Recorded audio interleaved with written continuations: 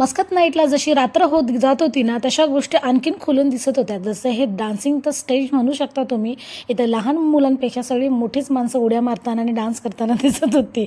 इथे पकडापकडीचे खेळ सगळ्यांचे चालू होते. बरं, मी म्हटलं ना, हे बघा, इथं नंतर मग सगळ्या देशाचे डान्स करत सगळेजण पुढे-पुढे सरकत होती. तशा आम्ही पण पुढे-पुढे सरकत होतो. कारण 11 वाजेपर्यंत एवढा वेळ पुरणार नव्हता. एवढा मोठा एरिया बघायचा होता, घ्यायचा होता. नंतर हे आफ्रिकन डान्स मी म्हटलं ना, पुढे-पुढे बघायचं, सरकायचं. इथं लेझर शो चालू होणार होता. तिथं थांबलेलो. हा माणूस मस्तपैकी मला हँडशेक करून गेला. त्याच्यानंतर इथं लेझर शो चालू झाला. त्याचबरोबर कारंजाचे पण प्रकार इथे चालू दिसत होते पाण्याचे.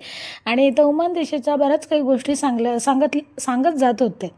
थोड्या फार इंग्लिशमध्ये आणि जास्त करून अरेबिकमध्ये.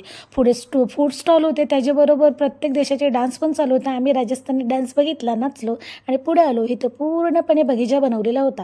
आर्टिफिशियल सगळा लाईटचा होता बनवलेला, बरं का. इथं सगळीजणं ह्या उडणाऱ्या बटरफ्लाय ज्या डुप्लिकेट होत्या, ते लहान मुलांपेक्षा आम्ही पण बघत दर्शनी घेतला. त्याच्यानंतर मी पण घेतली. हे बघा कशी हलते ना, हे सगळं रिमोट कंट्रोलचं सगळं काम आहे, बरं का. पण ह्यावर्षी सगळ्या गोष्टी हातात घ्यायला भेटत होत्या, त्याच्यामुळं खूप आनंद वाटत होता. सगळ्यात मोठी मशरूम होती. हे बघा, मी म्हटलं ना, लहान मुलांपेक्षा मोठी माणसं जास्त. हे इंडियन डान्स होते चालू. जास्त काही बघायला भेटलं नाही. तो तिथला शो संपला. पुढं सरकलो. नंतर मग बऱ्याच काही लाईटीच्या होत्या. अजून एक ब्लॉग येईल पुढे, बरं का.